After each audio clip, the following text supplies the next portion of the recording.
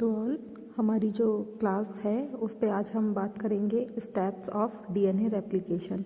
कल की क्लास में हमने रेप्लिकेशन के मेथड के लिए जो भी एंजाइम रिस्पॉन्सिबल थे हमने उन एंजाइम्स के बारे में बात कर ली थी कि कौन कौन से एंजाइम हैं और किस किस लिए वो काम में लिए जाते हैं।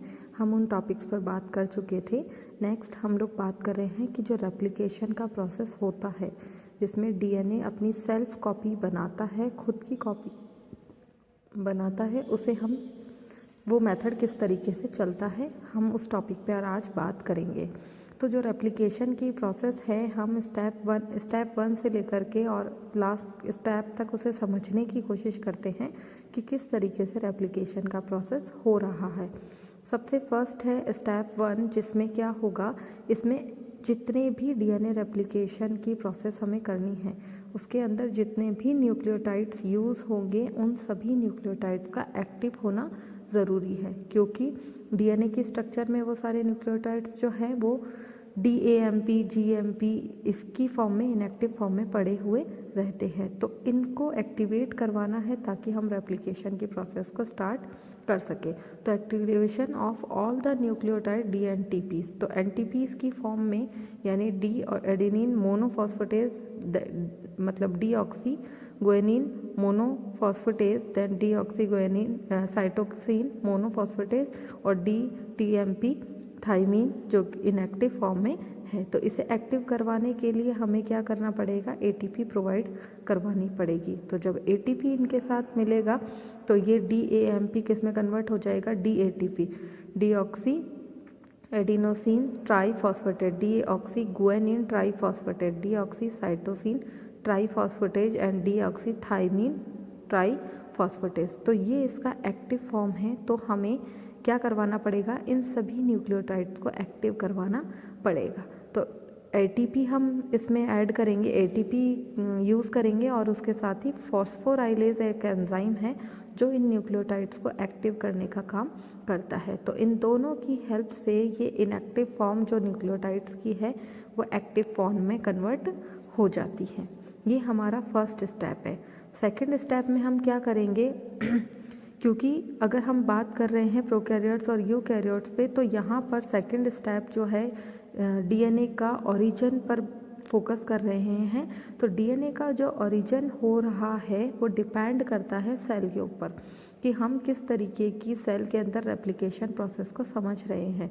तो यहाँ पर अगर हम प्रोकैरियोट्स के केस में बात करते हैं तो प्रोकैरियोट्स के अंदर डीएनए जो है वो स्मॉल साइज़ का होता है और स्मॉल साइज़ में ये थीटा मॉडल पर वर्क करता है। जो स्मॉल साइज़ का डीएनए होता है प्रोकैरियोट्स के अंदर, सर्कुलर डीएनए, उसके अंदर यहाँ पर साइज़ कम होने के कारण केवल एक ही origin of replication site present होती है जिसे हम ओरिसी कहते हैं। ओरिसी का मतलब है कि इस कंप्लीट डीएनए में डीएनए जो साइज़ है डीएनए का वो बहुत छोटा है और केवल एक ही साइट ऐसी है जहाँ पर ओरिजिन हो सकता है, रेप्लिकेशन की प्रोसेस स्टार्ट हो सकती है। तो प्रोकैरियोट्स के केस में डीएनए का साइज़ कम होने के कारण ओरिजिन ऑफ रेप्लिकेशन साइट जो होती है वो एक ही होने के कारण यहाँ पर एक ही रेप्लिकेशन साइट प्रेजेंट होती है। और यूकैरियोट्स के केस में डीएनए साइज बड़ा होता है तो यहाँ पर मल्टीपल रेप्लिकेशन साइट्स भी प्रेजेंट होती है। मल्टीपल रेप्लिकेशन साइट होने के कारण यहाँ पर हम रेप्लिकेशन जो करवाते हैं उसमें रेप्लिकेशन फॉर्क का फॉर्मेशन करवा सकते हैं। तो ये जो हमारा डीएनए टेम्पलेट है जिसका 5 प्राइम एंड देन ये 3 प्राइम, देन ये 3 प्राइम और ये 5 प्राइम, हम इसमें क्या करेंगे, इस पर जो इसकी ओरिजिन ऑफ रेप्लिकेशन साइट है उसको हम सर्च करेंगे और जब हम इसको सर्च करेंगे उसे आइडेंटिफाई करेंगे, इस ओरिसी रीजन पर ही एंडोन्यूक्लियस एंजाइम जो है वो एक्टिविटी करवा सकते हैं। तो ये हमारा ओरिजिन ऑफ रेप्लिकेशन साइट है डीएनए का ओरिसी रीजन। इस ओरिसी रीजन पर ही रेप्लिकेशन की प्रोसेस स्टार्ट हो सकती है। फिर उसके बाद हम थर्ड स्टेप पर आगे चलते हैं। इसमें हम निक क्रिएशन करवाएंगे या डीएनए पर कट लगवाएंगे या इंसेशन प्रोसेस करवाएंगे डीएनए पर। एक्चुअल में इस एंजाइम में इस स्टेप के अंदर एक एंजाइम की एक्टिविटी सबसे रिस्पॉन्सिबल होती है, सबसे इम्पॉर्टेंट होती है, वो है एंडोन्यूक्लियस एंजाइम। एंडोन्यूक्लियस मतलब है न्यूक्लियस के अंदर जो हमारा न्यूक्लियस है उसके अंदर जो न्यूक्लियोटाइड सीक्वेंस है, उन न्यूक्लियोटाइड सीक्वेंस पर ये कट लगाने का काम करता है। तो यहाँ पर जैसे हम ओरिसी रीजन को आइडेंटिफाई करते हैं तो हम एक पर्टिकुलर रेस्ट्रिक्शन साइट्स पर इस एंडोन्यूक्लियस एंजाइम की एक्टिविटी करवा करके एक कट लगवा देते हैं, और जो ये कट लगता है इस कट को हम क्या कहते हैं, निक। ये निक एक्चुअल में फॉस्फोडाइस्टर बॉन्ड्स के बीच में और न्यूक्लियोटाइड्स के सीक्वेंस के बीच में कट है, जिसके कारण ये डीएनए के जो स्ट्रैंड्स है वो वहाँ से ओपनिंग हो जाती है रेप्लिकेशन की प्रोसेस स्टार्ट होने के लिए। तो यहाँ पर निक क्रिएट हमने किया है with the help of endonuclease enzyme. तो एंडोन्यूक्लियस एंजाइम के से हमने एक निक क्रिएट करवाया है।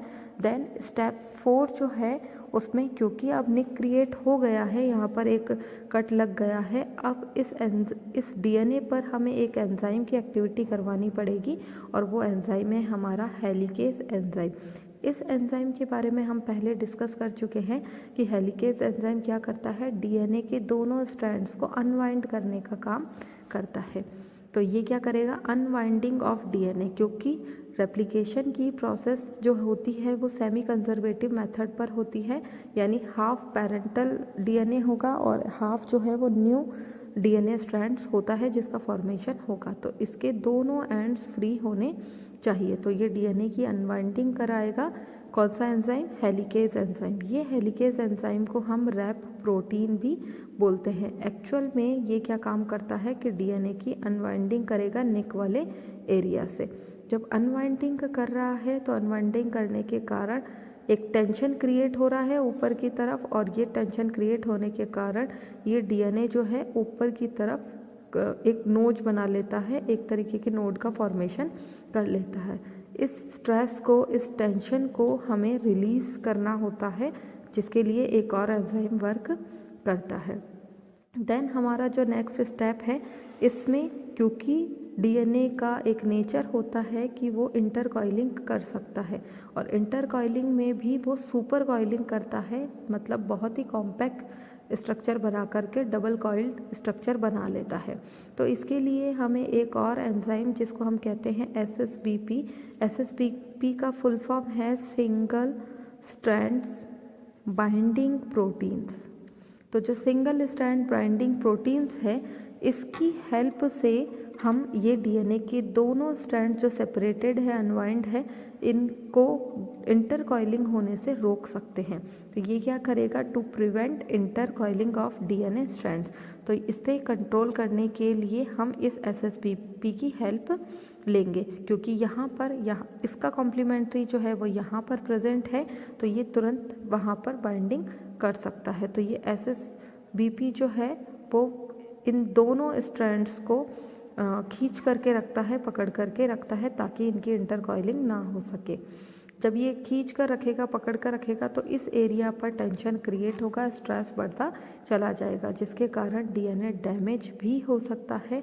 तो इस डीएनए की डैमेजिंग को रोकने के लिए हम एक एंजाइम की एक्टिविटी करवाते हैं, जो कि नेक्स्ट स्टेप में हम पढ़ रहे हैं, वो है स्टेप 6, रिलीज ऑफ टेंशन और स्ट्रेस। जो डीएनए पर टेंशन है या जो स्ट्रेस है, उस स्ट्रेस को रोकने के लिए हम एंजाइम की एक्टिविटी करवाते हैं टोपोआइसोमरेज एंजाइम। एक्चुअल में टोपोआइसोमरेज जो है वो 2 टाइप्स का होता है, टोपोआइसोमरेज फर्स्ट टाइप 1 और टोपोआइसोमरेज सेकंड यानी टाइप 2। यहाँ इस केस में हम जो टोपोआइसोमरेज यूज़ कर रहे हैं, इससे में एटीपी की एसेंशियल होती है, एटीपी की ज़रूरत होती है, जिसके कारण ये टेंशन जो है वो रिलीज़ हो जाता है।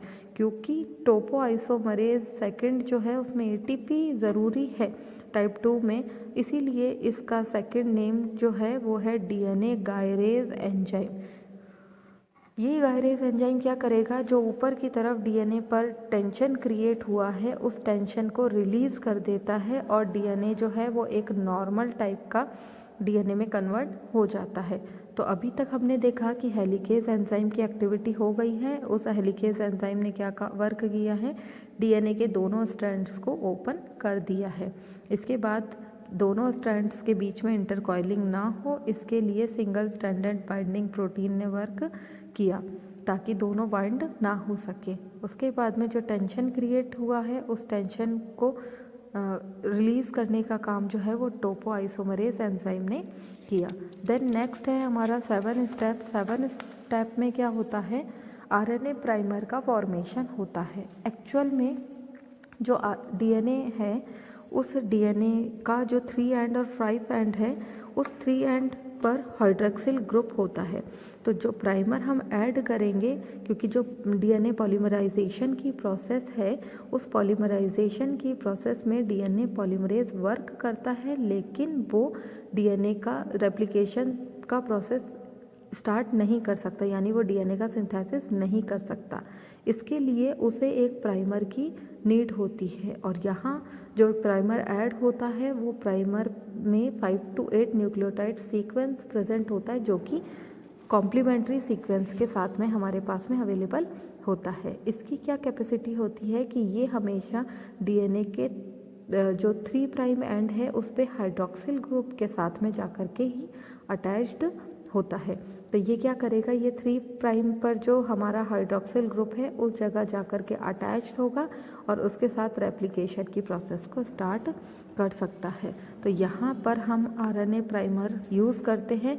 It is formed by DNA primase enzyme, जिसका फॉर्मेशन जो है वो हमने किससे किया है, डीएनए प्राइमेज एंजाइम से ही किया है।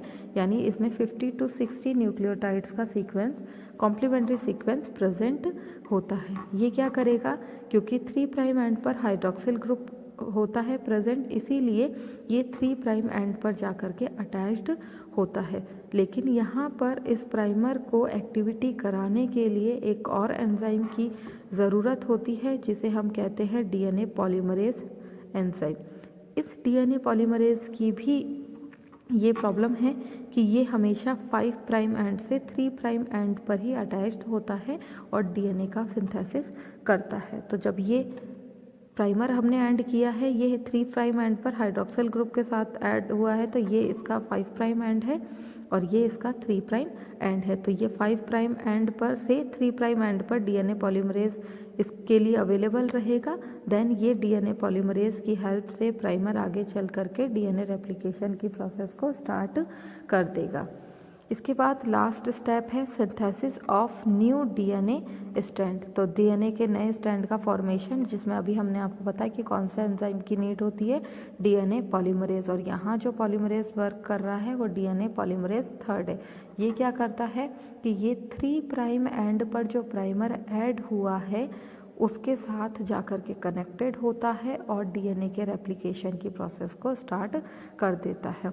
लेकिन ये बनाता कैसे है, ये 5 प्राइम टू 3 प्राइम पर ही न्यू स्ट्रैंड का फॉर्मेशन करता है। अब देखिए ये जो प्रोसेस है रेप्लिकेशन की वो किस तरीके से रन होती है। ये हमारा डीएनए है, ये हमारे पेरेंटल टेम्पलेट्स हैं और उस पेरेंटल टेम्पलेट्स पर नए डीएनए स्ट्रैंड्स का फॉर्मेशन हो रहा है। सबसे पहले हमने जिस एंजाइम की एक्टिविटी कराई है अनवाइंडिंग के लिए, वो हमारा हेलिकेज एंजाइम है। इस हेलिकेज एंजाइम ने क्या किया, डीएनए के दोनों स्ट्रैंड्स को अनवाइंड कर दिया है। यहाँ पर एक और चीज़ कि जब डीएनए के दोनों स्ट्रैंड अनवाइंड हो रहे थे तो उनके बीच में हाइड्रोजन बॉन्ड्स था। तो वो जो हाइड्रोजन बॉन्ड्स था वो हमारे प्यूरिन्स और पिरामिडिन्स के अंदर भी था। तो जो हमारा एडेनिन और थाइमिन के बीच में डबल बॉन्ड प्रेजेंट होता है और गुआनिन और साइटोसिन के बीच में ट्रिपल बॉन्ड प्रेजेंट होता है। तो जो एडेनिन और थाइमिन के बीच में डबल बॉन्ड है, तो इसे ब्रेक डाउन करने के लिए हमें थोड़ी सी कम एनर्जी की ज़रूरत पड़ती है, जबकि गुआनिन और साइटोसिन के बीच में ट्रिपल बॉन्ड होने के कारण हमें एनर्जी ज़्यादा चाहिए होती है। तो हेलिकेज ने क्या किया है, इसकी अनवाइंडिंग करवा दी है। हेलिकेज के साथ में क्योंकि अनवाइंडिंग के कारण स्ट्रेस बढ़ा, टेंशन बढ़ा, टेंशन को कंट्रोल करने के लिए हमने एक और एंजाइम ऐड किया है, वो है टोपोआइसोमरेज।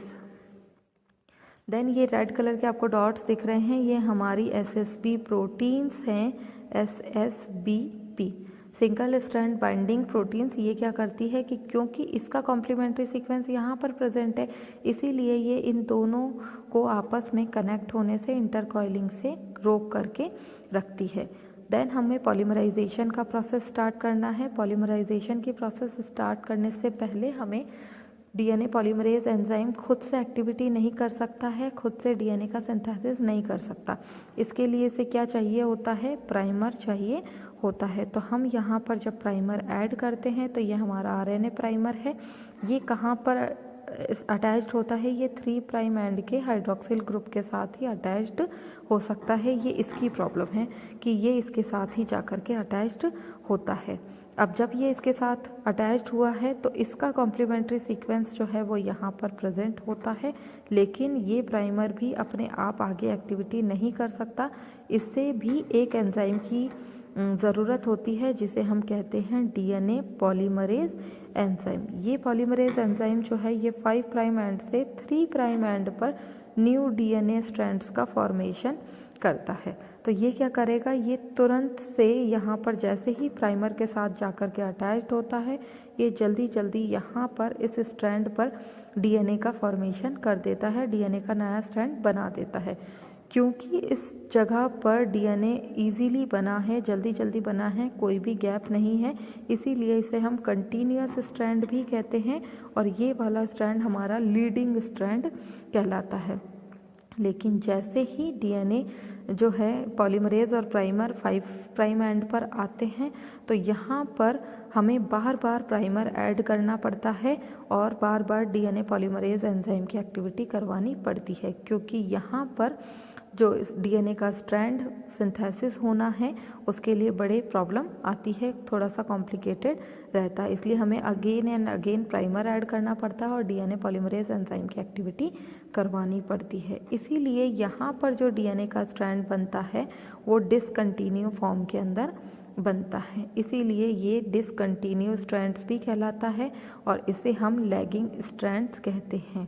तो हम ये कह सकते हैं कि यहाँ पर 3 प्राइम एंड पर तो कंटिन्यू स्ट्रैंड्स का फॉर्मेशन हुआ है, जबकि 5 प्राइम एंड्स जो हैं वहाँ पर डिसकंटिन्यू स्ट्रैंड्स का फॉर्मेशन हुआ, यानी फ्रेगमेंटेड डीएनए बना।